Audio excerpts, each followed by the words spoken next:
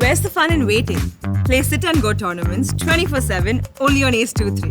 This game involves an element of financial risk and may be addictive. Please play responsibly and at your own risk. Devendra जी औरों को कह रहे हैं कि underworld collection के लोग हैं ये, लेकिन देवेंद्र जी हम आपसे पूछना चाहते हैं कि आपने मुख्यमंत्री रहते हुए उन्हें सभी लोगों को सरकारी बोर्ड है उसका अध्यक्ष क्यों बनाया? मुंबई क्रूज ड्रग्स केस मामले में सियासत थमने का नाम नहीं ले रही है। कोर्ट ने आर्यन खान को तो जमानत दे दी, लेकिन अब इस मामले में एनसीपी के दिग्गज नेता नवाब मलिक और पूर्व मुख्यमंत्री देवेंद्र फडणवीस आमने सामने हैं। दोनों ही दिग्गज नेता एक दूसरे पर गंभीर आरोप लगा रहे हैं।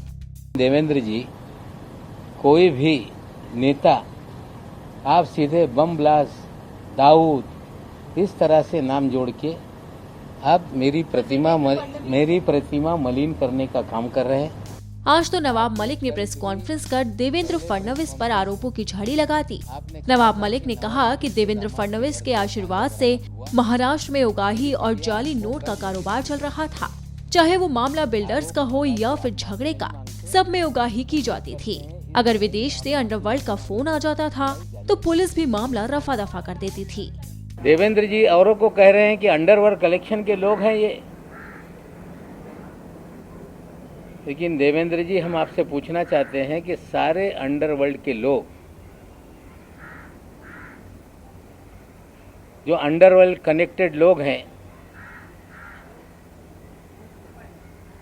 जो बड़े बड़े क्रिमिनल हैं, आपने मुख्यमंत्री रहते हुए उन्हें सभी लोगों को जो सरकारी कमीशन है, सरकारी बोर्ड है उसका अध्यक्ष क्यों बनाया?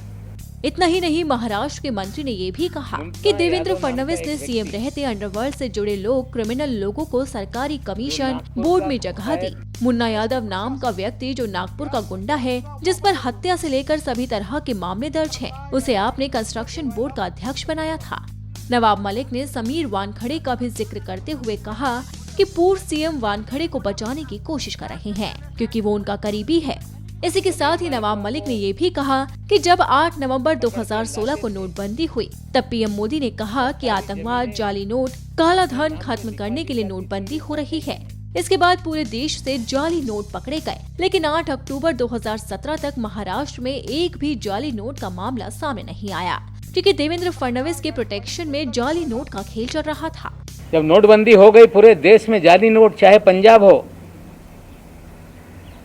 2000 के 500 के जाली नोट पकड़े जाने लगे। मध्य प्रदेश में जाली नोट पकड़े जाने लगे, तमिलनाडु में जाली नोट पकड़े जाने लगे, लेकिन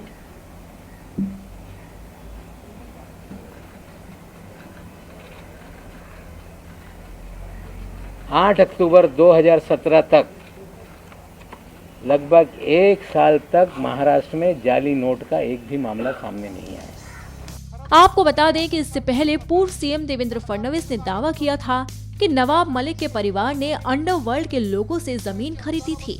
ये भी कहा था कि जमीन को दाऊद के लोगों से सस्ते में खरीदा गया।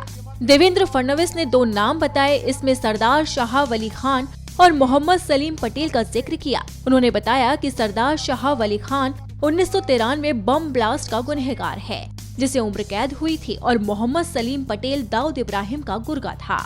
फडणवीस ने ये भी आरोप लगाया कि कुर्ला में एक 3 एकड़ जगह है, इसे गोवा वाला कंपाउंड कहा जाता है। यह जगह एलपीएस रोड पर है, जो काफी महंगा इलाका है। इस जमीन की एक रजिस्ट्री सॉलिडस नाम की कंपनी के नाम पर हुई, जो कि नवाब मलिक के परिवार की है। इसकी बिक्री सरदार शाह वली खान और सलीम पटेल ने की थी। इन्हीं आरोपों के बाद आज नवाब मलिक का गुस्सा फूट पड़ा है और उन्होंने भी फडणवीस का कनेक्शन दाऊद से निकाल दिया।